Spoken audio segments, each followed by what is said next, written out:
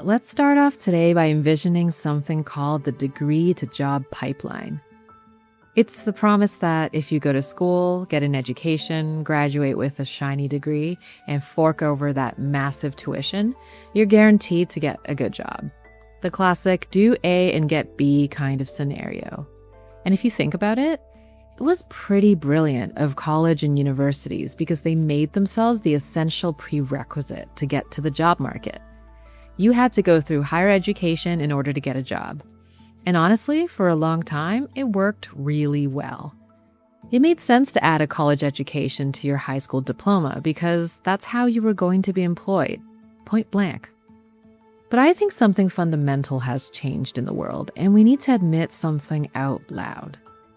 That pipe has burst, and there's now a glitch in the system. And it's really scary because now things are feeling really unpredictable, and there doesn't seem to be a guaranteed way to secure a livelihood. But honestly, it's okay. In fact, it might be the best thing to ever happen to us. Today on the show, we talk about the long-standing promise that higher education is the essential prerequisite for a good job, and why that institution, along with others that we once greatly revered, is beginning to crumble. But as we sit surrounded by all of this rubble, we can actually discover an incredible silver lining. We're exploring how this systemic shift is, yes, scary, but is also the very thing that allows us to reconnect with the work we actually love, and ultimately, to reclaim our personal power. I'm Iris Lung, and this is The Future Reworked.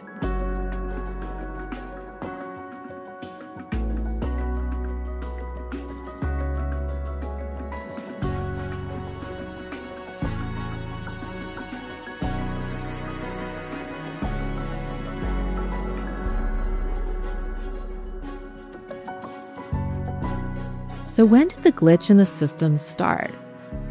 It might actually go back further than we realize, possibly to when social media arrived on the scene. I remember when the Twitters and the Facebooks and the Instagrams showed up, and all of a sudden, roles like community manager and social media manager popped out of nowhere. And there was no way to use the degree to job pipeline to land one of these jobs because there wasn't any formal education for those jobs yet. And so people had to rely on meta skills, which are these timeless soft skills like critical thinking, adaptability, creativity, and self-awareness, along with any transferable skills that they had. Maybe these people were skilled at building communities in real life, and they were very social individuals. Or maybe they were skilled writers that knew how to tell a really good story in a few concise sentences. Either way, they all had to learn on the fly because the institutions couldn't keep up with all of this change in the digital age.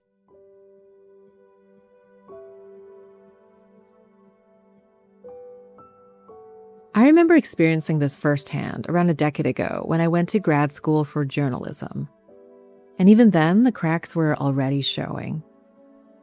I remember sitting in classrooms where professors were still debating if print was dying or not, and they were trying to incorporate a little bit of digital into the curriculum. A little sprinkling of mentions of social media and its role in journalism, but it wasn't really being taken seriously. And over the years, we've seen media as one of the great institutions that have been crumbling, and it's evolved into something else altogether. And so back then, the school was selling us a degree that couldn't actually guarantee us a job. And to their credit, they weren't dishonest with us about this at all. They were actually clear that there was no guarantee of a media job just because we got this degree. But enrollment was still pretty steady, as I guess many of us still believed in that degree to job pipeline, and also a lot of the things that being a journalist stood for, and even for something evolving as fast as media and journalism. Back then, the prevailing wisdom, as I just mentioned, was that if you didn't get a media job, you just didn't want it bad enough. You didn't have enough hustle. But now that I really think about it, it wasn't that we weren't hungry enough. It was that the system was trying to teach us a game that was already over. There are so many examples of this happening today, but I want to talk about one of the most ultra-revered jobs that we've put up on the pedestal for so long. For countless years, software developers were these untouchables. They were highly skilled, the hardest to recruit for, and they were able to rake in some of the biggest salaries within the very lucrative tech industry.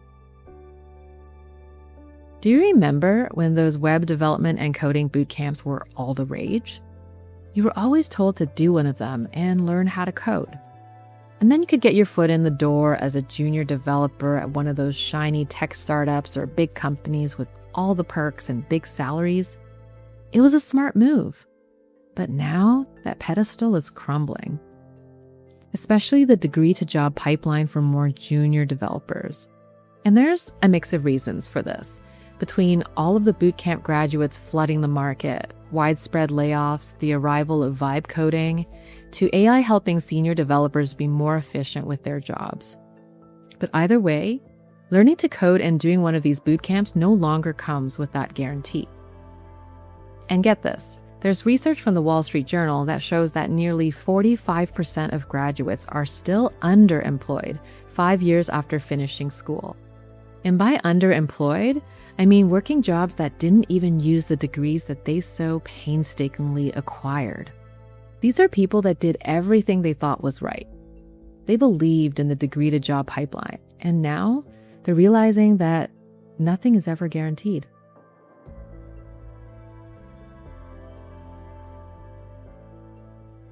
And yeah, it's a scary time, and I'm in the same boat too. There's a big part of me that still believes really deeply in the degree-to-job pipeline. It's just the programming that's been ingrained in me since I was little, a cultural and societal value that's really tough to shake. And so even now, as I'm trying to make a career change to pivot away from unfulfilling work towards something that actually lights me up, my first instinct is always, okay, so what course do I need to take first? Is there a program that I should apply for?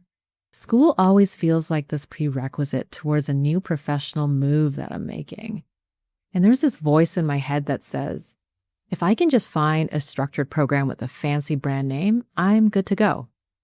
And so it takes a bit of effort to stop and ask myself, wait, does it actually improve my chances?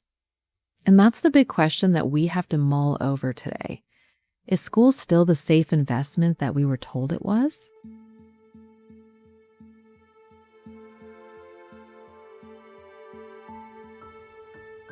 The point of this show isn't to add to the noise and all the anxiety that we're all feeling. I'm not here to fearmonger, but I just want us to think critically and really look closely at those outdated systems that we've been leaning on. Because once we start to see those cracks, we can start exploring all the amazing solutions that are actually available to us.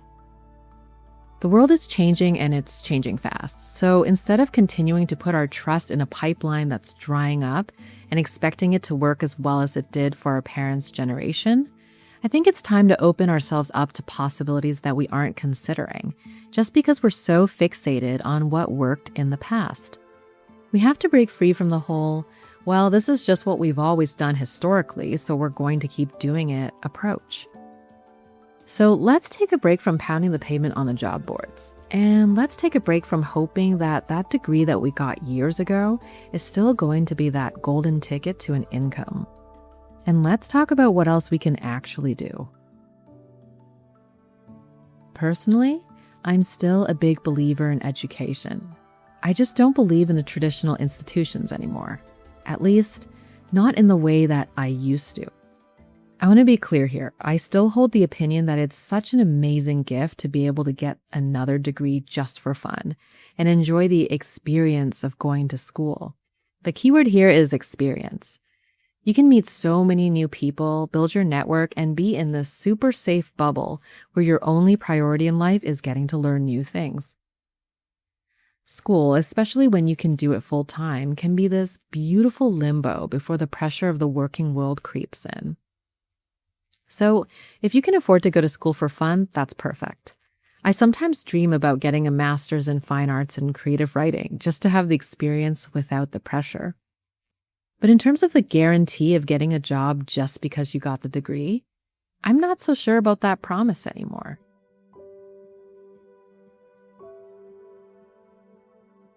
And so maybe it's no longer about chasing a shiny degree. It's more about staying committed to the constant progress of upgrading ourselves. It's about learning new skills and getting a chance to practice those skills in real life. And that might just lead to work that actually fulfills us. What I'm starting to see more of these days are people who are building their own careers through personal projects and learning every new skill under the sun through low-cost or free resources on the internet. We're living in an era where you can get a world-class education from experts in the field that we want to work in on YouTube and learning platforms for free or for a fraction of the cost. In fact, a fascinating joint report from Harvard Business School and the Burning Glass Institute talks about something called the degree reset. Basically, for a long time, we were dealing with degree inflation, which is when employers ask for a degree just because they can, not because the job that they're hiring for actually requires it. But now the research is showing us that we're actually moving away from all that. Employers are now realizing that in a world that's changing at the speed of light, it's all about the skills and practical experience that are just as valuable as a formal education. They're finally acknowledging that skills learned from more non-traditional pathways, such as perhaps online learning and personal projects, are very valid ways for people to get ready for the workforce. It's the classic balancing act between learning a ton of theory and mixing in some experiential learning too. So if you're like me and you still have a serious hangover from the degree to job pipeline days, what should you do? The first step I realize is to shift your trust from those outdated systems to yourself. You have to start easing your trust off of these external systems and start betting on yourself instead. It's all about reclaiming your personal power here.